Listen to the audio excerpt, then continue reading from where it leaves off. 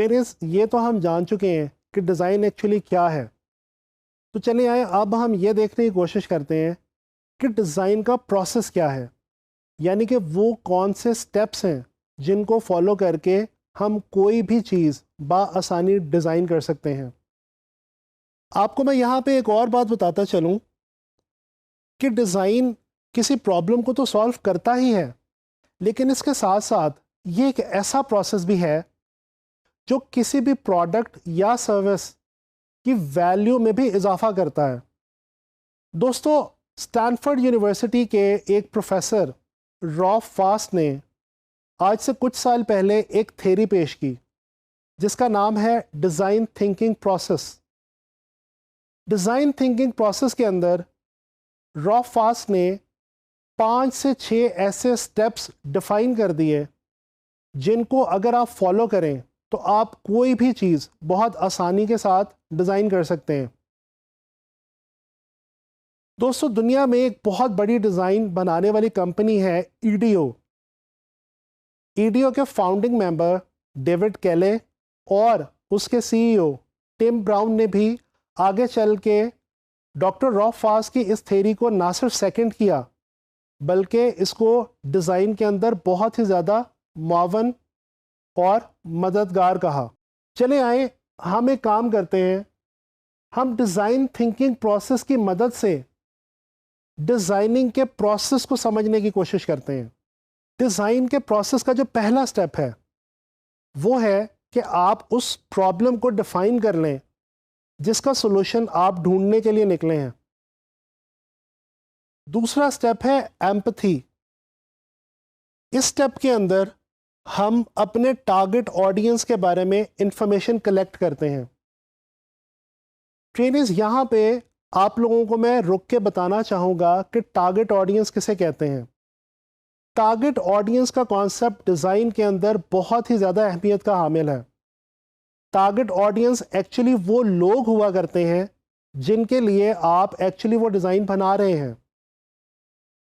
मिसाल के तौर पे, अगर आप चाइल्ड लेबर के हवाले से एक डिज़ाइन बनाना चाहते हैं किसी पोस्टर का, तो वो लोग जिनको आपने वो पोस्टर प्रेजेंट करना है या जिनके आगे वो पोस्टर आपने शो करना है, वो आपके टारगेट ऑडियंस कहलाएंगे।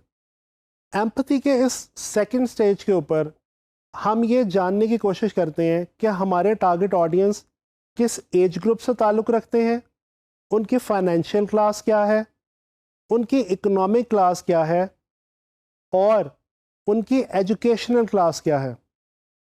इसके बाद बारी आती है हमारे तीसरे स्टेप की, जो कि बहुत ही इंटरेस्टिंग है। ये तीसरा स्टेप है आइडिएट। जी, आइडिएट का मतलब है ब्रेनस्टॉर्मिंग करना या आइडिया को एनालाइज करना। लफ्ज़ आइडिएट निकला है आइडिया से, यानी कि आइडिया डेवलप करना। प्रॉब्लम डिफाइन हो गई, टारगेट ऑडियंस के बारे में पता चल गया। अब हम आइडिया डेवलप करने की कोशिश करेंगे अपने डिज़ाइन के हवाले से। चौथा स्टेप है प्रोटोटाइप। इस स्टेप के अंदर हम अपने डिज़ाइन का एक मॉडल बनाते हैं ताकि हम अपने डिज़ाइन को एक प्रॉपर फाइनल शेप दे सकें।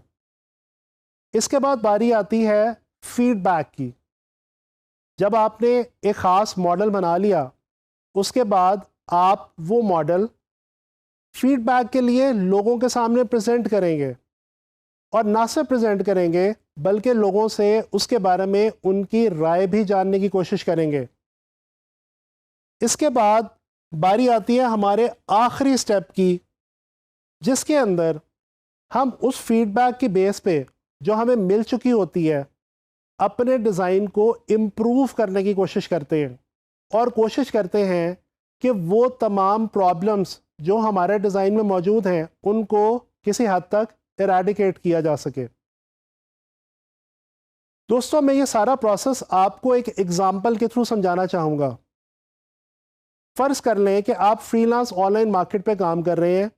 आपको एक क्लाइंट ने एक पोस्टर बनाने के लिए दिया जो कि गरीब बच्चों की एजुकेशन के हवाले से किसी चैरिटी इवेंट के बारे में आपको डिज़ाइन करना है।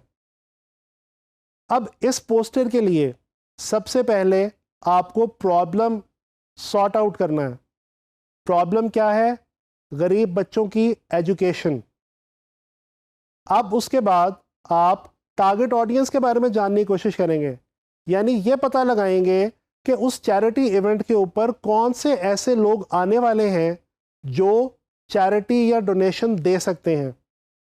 इसके बाद आप आइडिया क्रिएट करेंगे। आइडिया क्रिएट करने के बाद आप उसका एक डिज़ाइन ऑप्शन बनाएंगे और वो डिज़ाइन ऑप्शन किसी भी ऐसे शख्स के सामने प्रेजेंट करेंगे जो उस टारगेट ऑडियंस को मैच करता हो, और उस शख्स से मिलने वाली तमाम फीडबैक की बेस पे आप अपने उस डिज़ाइन को इम्प्रूव करने की कोशिश करेंगे। तो ये है आपका डिज़ाइन प्रोसेस। दोस्तों, डिज़ाइन थिंकिंग अप्रोच का हमारी डेली लाइफ के अंदर भी बहुत ही ज़्यादा अहम किरदार है।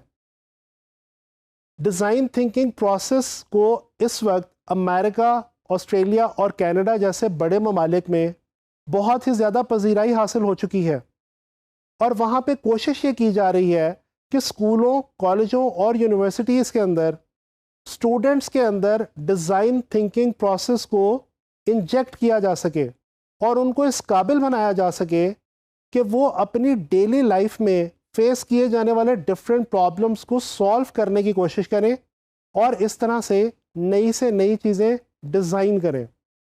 ग्राफिक डिज़ाइन के अंदर भी डिज़ाइन थिंकिंग अप्रोच डेफिनेटली बहुत ज़्यादा इम्पॉर्टेंस का हामिल है। अगर आप एक अच्छे ग्राफिक डिज़ाइनर बनना चाहते हैं तो डेफिनेटली आपको ये पता होना चाहिए कि वो कौन से टारगेट ऑडियंस है जिसके लिए आप कोई भी चीज़ डिज़ाइन करने जा रहे हैं। इसके अलावा आपको आइडिया क्रिएट करना भी आना चाहिए, और जी हाँ, अपने आइडिया को दूसरे लोगों तक एनालाइजेशन के लिए भी दिया करें और उनसे मिलने वाली फीडबैक की बेस पे अपने बनाए हुए डिज़ाइन को इम्प्रूव करने की कोशिश करें।